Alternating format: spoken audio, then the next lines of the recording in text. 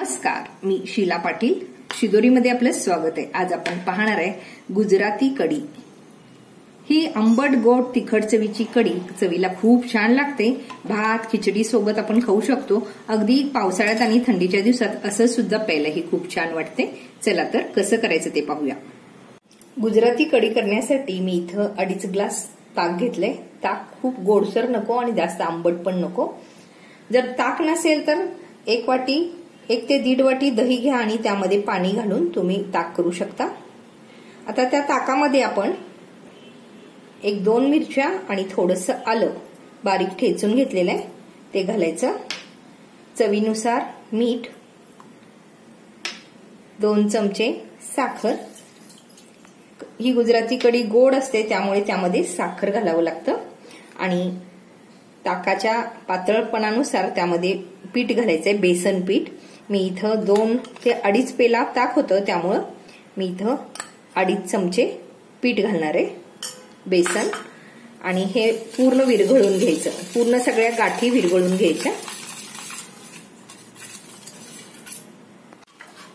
गाठी विरघळल्यानंतर हे मिश्रण या पद्धतीचं तयार झालंय. हे आता आपण बाजूला ठेवूया. गॅसवरती एक जाडबुडाची कढई गरम करायची.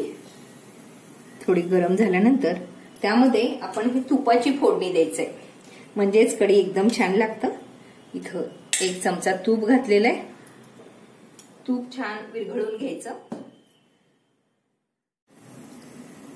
तूप आता गरम झालंय. ह्या स्टेजला गॅस मध्यम करायचा आणि त्यामध्ये अगदी 1/2 चमचा मेथीदाणे घालायचं. मेथीदाण्यामुळे ह्याला चव खूप छान येते. मेथीदाणे थोडंसं गरम होऊ द्यायचं. त्यामध्ये 4-5 लवंगा, 4-5 मिरं आणि थोडंसं दालचीन घालायचं.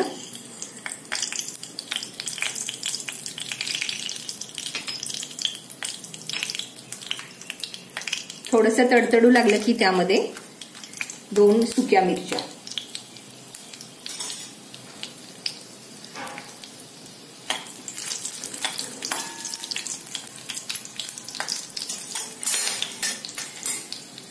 त्यामध्ये थोडंसं ठेचलेलं धन्यामुळे चव खूप छान येते. थोडंसं जिरं आणि कोथिंबीरचं देठ बारीक ठेचून घ्यायचं, चिरून घ्यायचं आणि ते घालायचं. गॅस ह्या स्टेजला एकदम बारीक करायचा. आणि कढीपत्ता.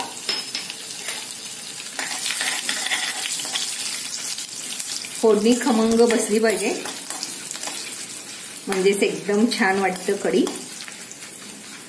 हे बघा, फोडणी छान तडतडलेली आहे. आता त्यामध्ये हे तयार केलेलं मिश्रण पूर्ण ढवळून घ्यायचं आणि ते यामध्ये घालायचं. या स्टेजला गॅस एकदम बारीक करायचा. आणि एकदा हे ताक घातल्यानंतर मिश्रण सलग हलवायचं, नाहीतर कढी फुटायची शक्यता असते. आता त्याला मंद गॅसवरती छान उकळी येऊ द्यायचं. हे बघा, सलग हलवल्यामुळं कढीला छानशी उकळी आली आणि कढी अजिबात फुटली नाही. तर ह्या स्टेजला त्यामध्ये कोथिंबीर घालायचं आणि गॅस बंद करून यावरती झाकण ठेवून 5 मिनिट याला मुरू द्यायचं, म्हणजे कढी एकदम छान तयार होते. 5 मिनिटानंतर झाकण काढायचं. मस्त अशी आपली कढी तयार झाली. ही अशी गरमागरम कढी आपण भात खिचडी सोबत खाऊ शकतो किंवा अगदी असंच प्यायला सुद्धा ही कढी खूप छान लागते. तुम्ही या पद्धतीनं ही अशी कढी करून पहा आणि त्याच्या प्रतिक्रिया द्यायला विसरू नका. रेसिपी आवडल्यास लाईक, शेअर, कमेंट करा. आणि अजून तुम्ही शिदोरी या चॅनलला सबस्क्राईब केला नसाल तर प्लीज सबस्क्राईब करा. वेळात वेळ काढून माझी रेसिपी पाहिल्याबद्दल धन्यवाद. परत भेटू अशा साध्या आणि सोप्या रेसिपी सोबत.